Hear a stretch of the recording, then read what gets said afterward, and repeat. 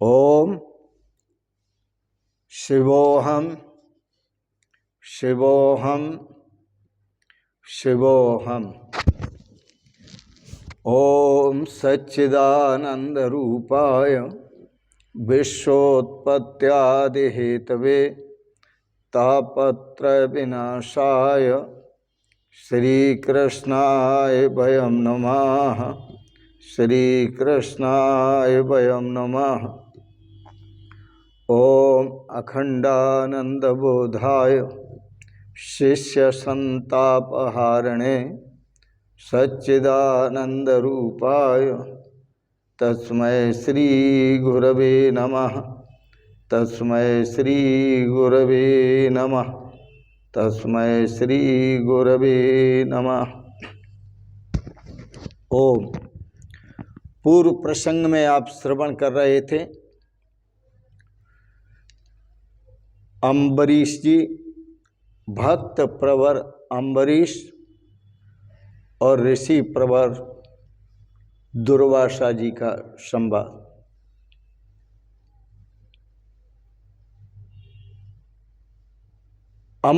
अम्बरीश जी को भक्ति की सिद्धि हुई। जहाँ भक्ति की सिद्धि होती है वहाँ ज्ञान वैराग्य अपने आप आते हैं। भक्ति का अर्थ होता है सुंदर स्वभाव, सत्कर्म का भाव, सद्विचार का भाव, सद्भावना का भाव, भगवत स्वरूप में प्रीति,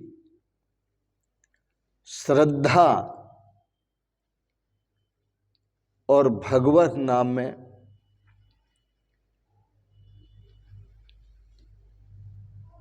प्रीति। नाम से ही नामी तक पहुंचा जाता है। बिना नाम के हम नामी तक नहीं पहुंच सकते। नाम लिया जिन्होंने, जान लिया सकल शास्त्र का भेद। प्रभु का जिन्होंने नाम लिया उन्होंने मानो सभी शास्त्रों का सार जान लिया। बिना नाम नरकों गया पढ़ पर चारों वेद। और यदि नाम में प्रीति नहीं हुई और चारों वेदों का भी ज्ञाता हुआ तो वह नरक में ही जाएगा, क्योंकि वह नाम में प्रीति न होने के कारण वो है नामी तक नहीं पहुंच सकता, उस परमात्मा तक नहीं पहुंच सकता। अम्बरीश जी राजा हैं, रानियों के बीच में रहते हैं और राज्य में रहते हैं। राज्य के सारे सुख साधन उनके पास हैं, परंतु उनको किसी प्रकार का अभिमान नहीं। भक्त सदा निराभिमानी होते हैं। अम्बरीश जी ने बड़े प्रेम से दुर्वासा ऋषि जी को भोजन कराया और भोजन कराते हुए क्षमा मांगी, क्षमा याचना की।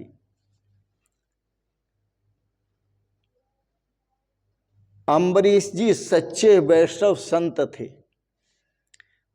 राज ऋषि थे। दुर्वासा जी के क्रोध से वह दुखित नहीं हुए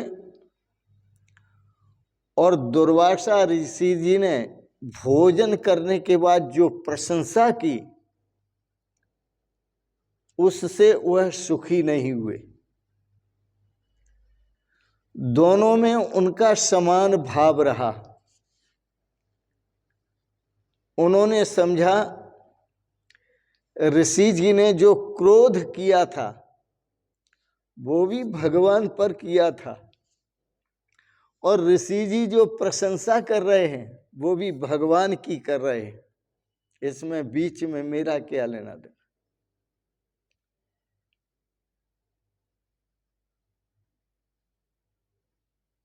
राजा अम्बरीश दोनों से मुक्त हैं। वह क्रोध से भी मुक्त हैं, वह प्रशंसा से भी मुक्त हैं। यह सच्चे वैष्णवों का एक स्वभाव होता है, वो किसी में दोष दर्शन नहीं करते, बल्कि दोष देखते हैं तो वह अपना ही दोष बार बार देखते हैं, दूसरों का दोष नहीं देखते। अम्बरीश जी ने माना कि यह जो जीत हुई यह मेरी नहीं, ये ईश्वर की जीत है, ये भगवान की कृपा की जीत है।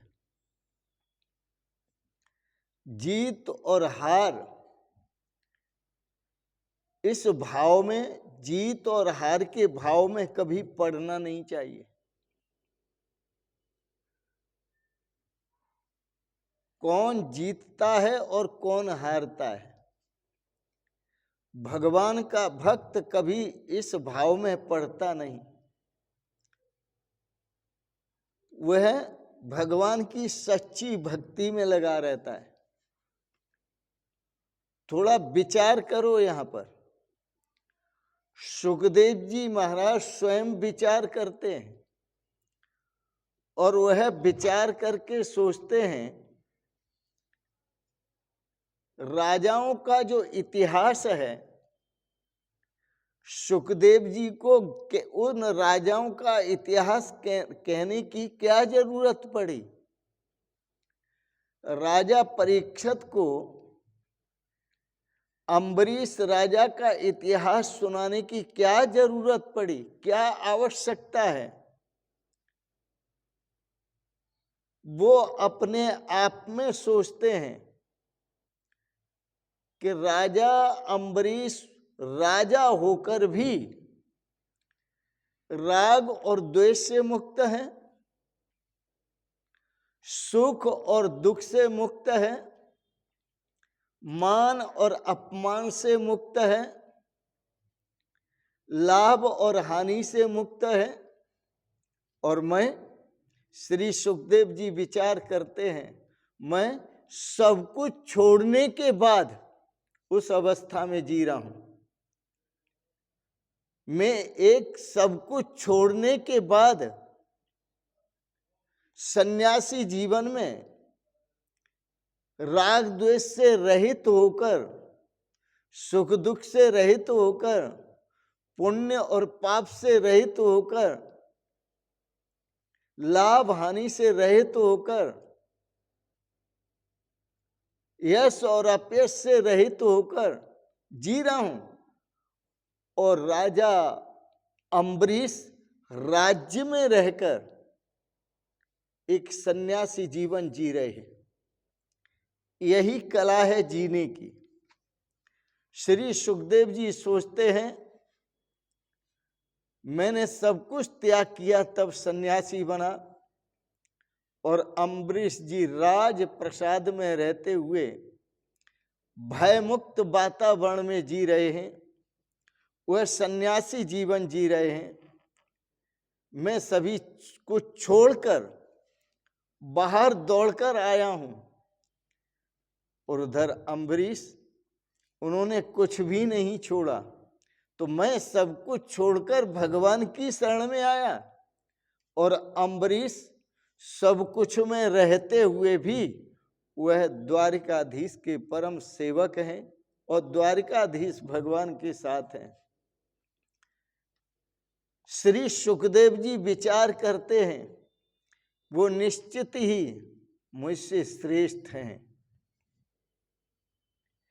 यही कारण है मैंने उनकी कथा राजा परीक्षित को सुनाई, नहीं तो आवश्यकता नहीं थी। ये बड़ा सुंदर भाव है। आपको भोजन न मिले, सामने न हो, तो आप कहें मैं भोजन का त्यागी हूं। अरे भोजन के त्यागी तो तब होंगे, भोगों के त्यागी तो तब होंगे कि राजा अम्बरीश की तरह सब कुछ साधन, राजपाट, भोग विलास सब सामने हो, लेकिन उसमें किसी प्रकार की आसक्ति नहीं हो। वस्तुतः वही त्यागी होता है। श्री सुखदेव जी सोचते हैं कि सब कुछ त्यागने के बाद मैं भगवान का भक्त बना, मैं ज्ञानी बना, मैं त्यागी बैरागी बना। और अम्बरीश सब कुछ जोड़ने के बाद भी वो परम त्यागी हैं, परम बैरागी हैं, परम भक्त हैं और परम ज्ञानवान हैं।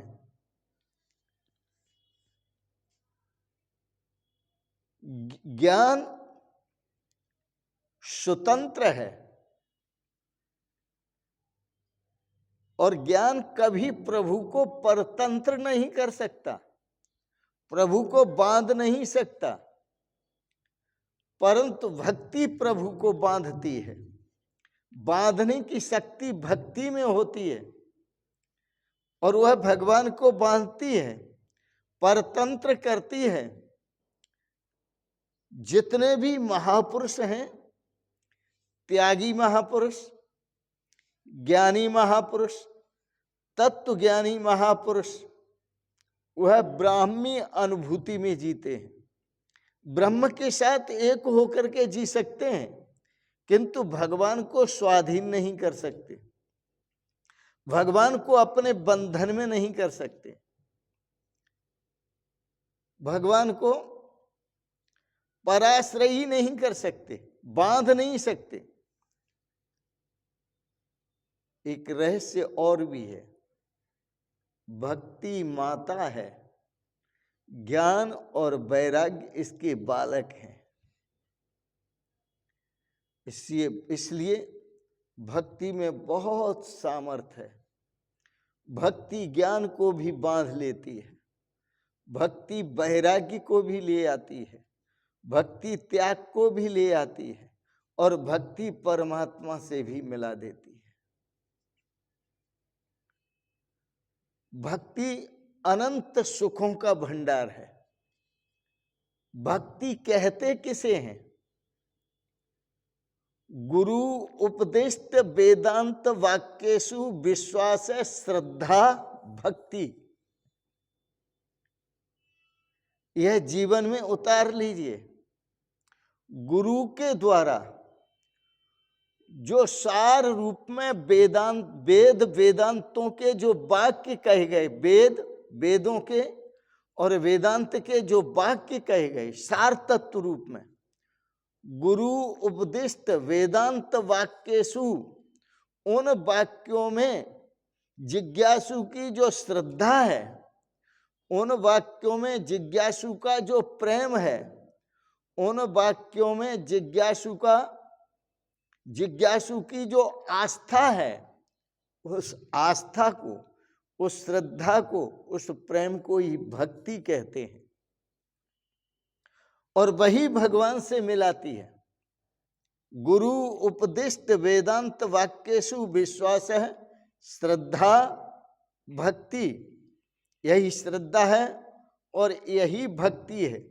जहाँ भक्ति होती है वहाँ वैराग्य भी आ जाता है, ज्ञान भी आ जाता है और त्याग भी आ जाता है और प्रभु भी भक्ति के बंधन में आ जाते हैं। और जो भक्त होते हैं उनके घरों में भगवान स्वयं बालक बन कर के किलकारियाँ करते हैं, आनंद करते हैं, आंगन में टहलते हैं और आंगन में डोलते हैं, आंगन में खेलते हैं। कितना सुंदर आनंद है। इस आनंद को आप लें बड़े प्रेम और श्रद्धा से। आज इतना ही आपने बड़े प्रेम से श्रीमद् भागवत के प्रसंग को श्रवण किया। भक्त प्रवर अम्बरीश जी महाराज के प्रसंग को श्रवण किया। श्री सुखदेव जी के मुखारविंद से आपने श्रवण किया। आपको बहुत बहुत मंगलमय शुभकामनाएं। आप सदा सपरिवार सदा स्वस्थ और सुखी रहें। आपको बहुत बहुत आशीर्वाद, बहुत बहुत शुभकामनाएं, बहुत बहुत प्रणाम प्रणाम प्रणाम। शिवोहम शिवोहम शिवोहम।